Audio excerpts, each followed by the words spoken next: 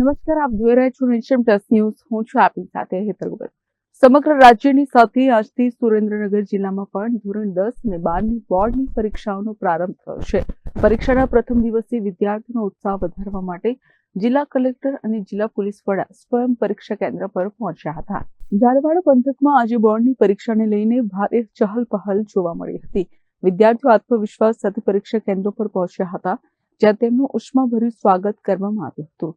શહેરની વિકાસ girls high school ખાતે જિલ્લા કલેક્ટર, જિલ્લા શિક્ષણ અધિકારી અને શિક્ષણ વિભાગના ઉચ્ચ અધિકારીઓ હાજર રહ્યા હતા. અધિકારીઓએ વિદ્યાર્થીઓને પુષ્પ આપી અને કુમકુમ તિલક કરીને સફળતાની શુભેચ્છાઓ પાઠવી હતી. અધિકારીઓ દ્વારા વિદ્યાર્થીઓને નિર્ભય બની અને તણાવ મુક્ત વાતાવરણમાં પરીક્ષા આપવા માટે પ્રોત્સાહિત કર્યા હતા. આ પ્રસંગે જિલ્લા કલેક્ટરે વિદ્યાર્થીઓને સંદેશ આપતા જણાવ્યું હતું કે મહેનત અને લગનથી અભ્યાસ કરનાર દરેક વિદ્યાર્થી ચોક્કસ સફળતા પ્રાપ્ત કરશે.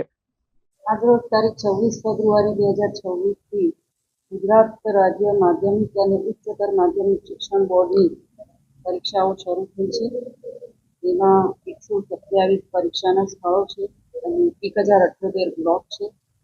32,708 જેટલા બાળકો તેમના ભવિષ્ય માટે આજરોજથી બોર્ડની પરીક્ષાઓ આપવા જઈ રહ્યા છે.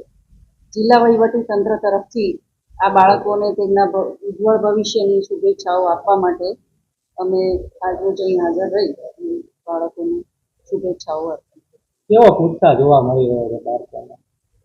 બાળકો ઘણા ખુશ પણ છે અને ઉત્સાહિત છે. સાથે સાથે થોડાક તણાવમાં પણ હોય એવું લાગ્યું, એ સ્વાભાવિક વસ્તુ છે, પરંતુ તેઓમાં પરીક્ષા આપીને પોતાનું ભવિષ્ય બનાવવાનું ગુણ.